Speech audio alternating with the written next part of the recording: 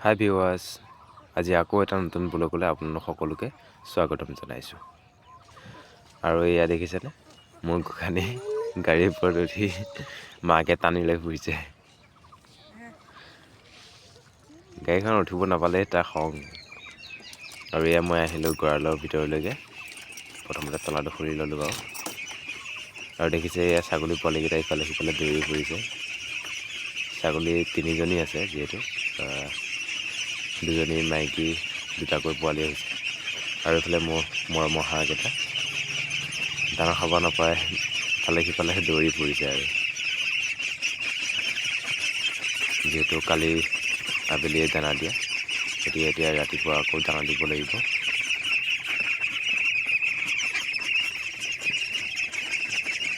এয়া হৈছে লোকেল পাতিহাঁহৰ পোৱালি, যিটো আজি এমাহ হৈছে সম্পূৰ্ণ। গতিকে বোলক দানাখিনি দি লওঁ।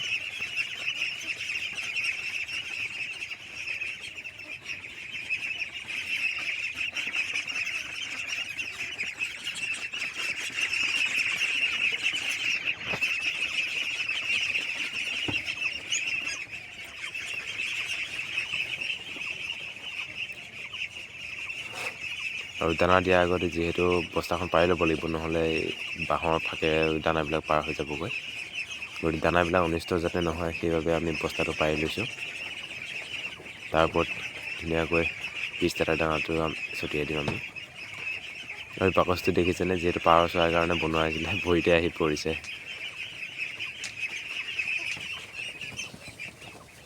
পিচ এটা দানা নহয়, এইটো ষ্টাৰ্টাৰ দানা, যিহেতু আজি 30 দিন হৈছে। 30-40 দিনলৈকে ষ্টাৰ্টাৰ দানা খুৱাই থাকিব পাৰে, তাৰপিছতে আপুনি ফিনিচাৰ দানা খুৱাব পাৰিব। সিহঁতৰ জেগাখিনি যিহেতু কম হৈছে, গতিকে আৰু এটা বস্তা পাৰি দিছোঁ, যাতে সিহঁতে মুকলি মনে খাব পাৰে।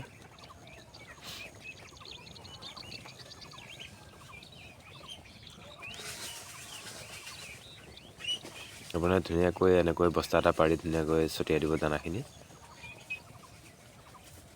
তেতিয়া অনিষ্ট নহয়। আৰু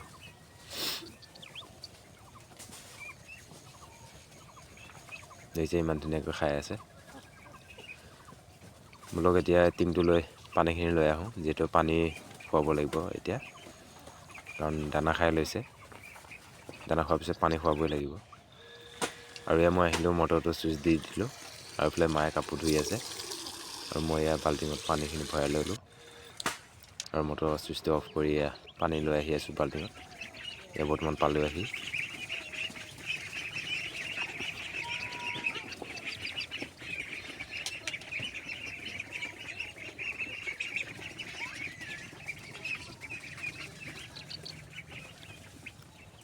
আৰু এইটো হৈছে টেট্ৰাচাইক্লিন, যিটো হাইড্ৰ'ক্লৰাইড হয়, ৱাটাৰ চলিউবল পাউডাৰ ফেট।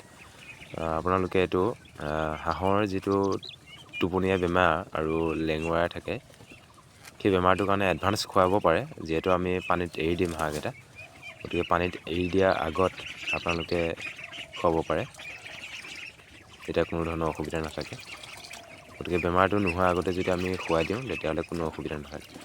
কিন্তু বেমাৰ হোৱাৰ পিছত যদি খুৱাওঁ, তেতিয়াহ'লে সিহঁতৰ ভাল হোৱা 2-3 দিন হয়তো দেৰি হ'ব পাৰে, হয়তো নাবাচিবও পাৰে। মৰ্টেলিটি সেইকাৰণে অলপ বেছি হৈ যায়গৈ।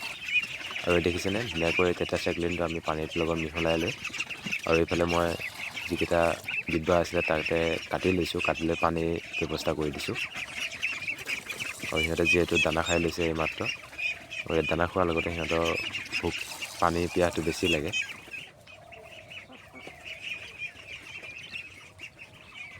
গতিকে সিহঁতক পানীটো অলপ বেছি দৰকাৰ। যিহেতু আপোনালোকে ভিমাৰেল বা যিকোনো মানে এণ্টিবায়'টিক খুৱাব পাৰে।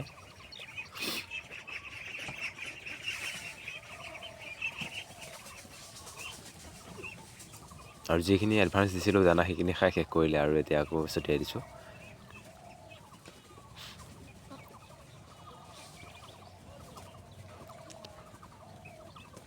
হাঁহৰ মানে ইমানেই খায় সিহঁতে, দি থাকিলে খায়ে থাকিব, দি থাকিলে খায়ে থাকিব।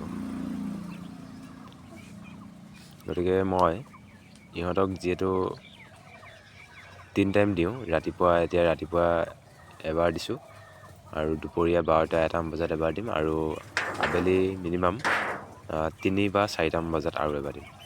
আৰু এইখন চাং দেখিছে, সিহঁতক ইয়াতে ৰাখিছিলোঁ বৰ্ডিং কৰি। গতিকে আপোনালোকে যদি হাঁহ পালন কৰিব বিচাৰে তেতিয়াহ'লে এনেকৈ আপোনালোকে বৰ্ডিং কৰি ৰাখিব পাৰিব। এনেকৈ চাং এখন বনাই ল'ব। আৰু এইটো হৈছে এমবিপ্লেক্স, যিটো মাল্টিভিটামিনৰ, যিটো হাঁহটো গ্ৰ' হ'বৰ কাৰণে খোৱা হয়। আৰু লাইটৰ ব্যৱস্থা কৰি দিয়া হৈছিলে। আৰু এনেকৈ বৰ্ডিং কৰি ৰাখিলে কোনো ধৰণৰ মৰ্টেলিটি ইমান এটা নাথাকে। আৰু দেখিছেনে, ঘৰটো মই ধুনীয়াকৈ পানী কাপোৰ দি ওপৰত খৰি গছ দি ৰাখিছোঁ, যিহেতু ৰ'দ বতাহে যাতে পানী কাপোৰখন নষ্ট কৰিব নোৱাৰে। আৰু অলপ মেৰামতি কৰিবলগীয়া আছে ফাৰ্মখন, যিহেতু আৰু অলপ ডাঙৰ কৰিব লাগিব।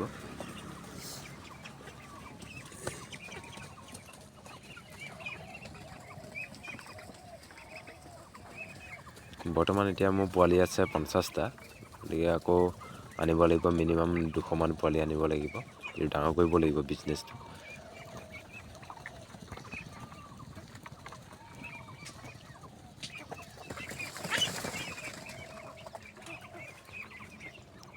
ইমানখিনি আছিলে আজি ভিডিঅ'টো।